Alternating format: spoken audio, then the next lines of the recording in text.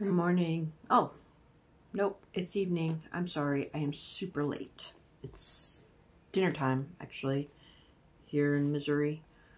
Here is Ecclesiastes 5. Sorry I'm so late. Ecclesiastes 5.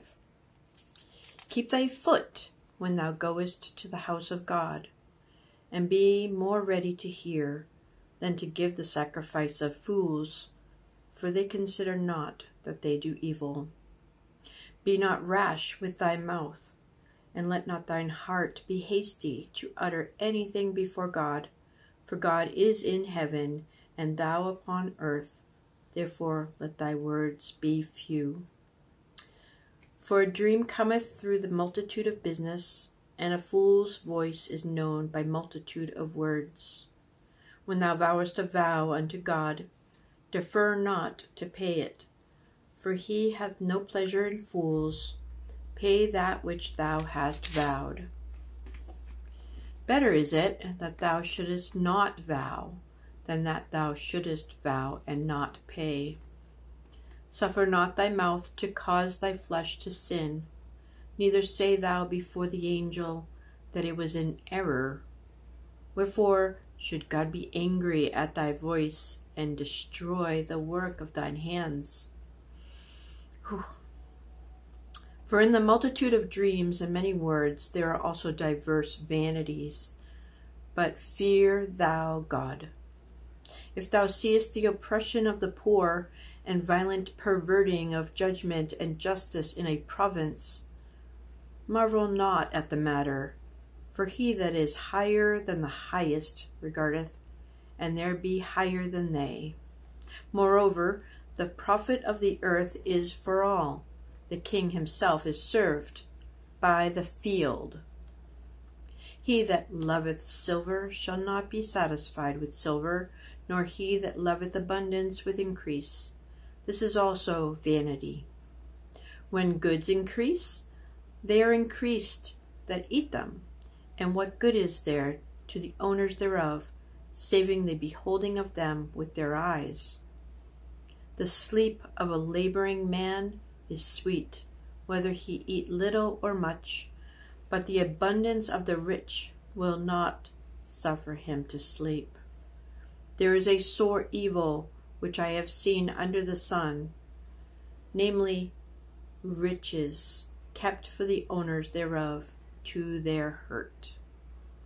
But those riches perish by evil travail, and he begetteth a son, and there is nothing in his hand. As he came forth of his mother's womb, naked shall he return to go as he came, and shall take nothing of his labor which he may carry away in his hand.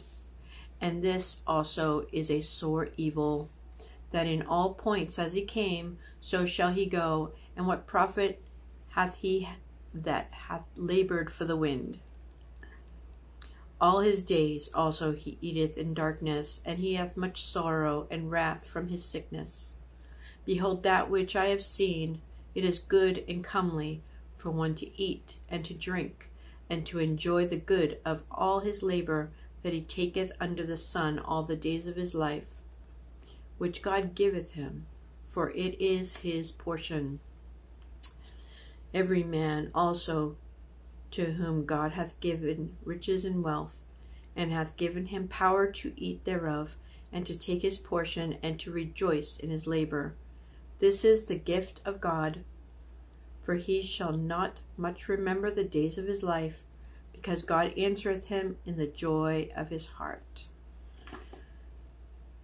Wow, that is so convicting, because there are times when I talk a lot, and this really scares me, but thankfully the Lord is gracious and merciful, and that's why he sent his son to die on the cross for my sins as well as your sins. We do need to fear God, have respect for him, thank him for his abundant riches and the life that he wants us to enjoy. It is vanity, But Christ is real. Christ makes all things new. I love you, Jesus. I hope you enjoyed chapter 5 of Ecclesiastes. Bye.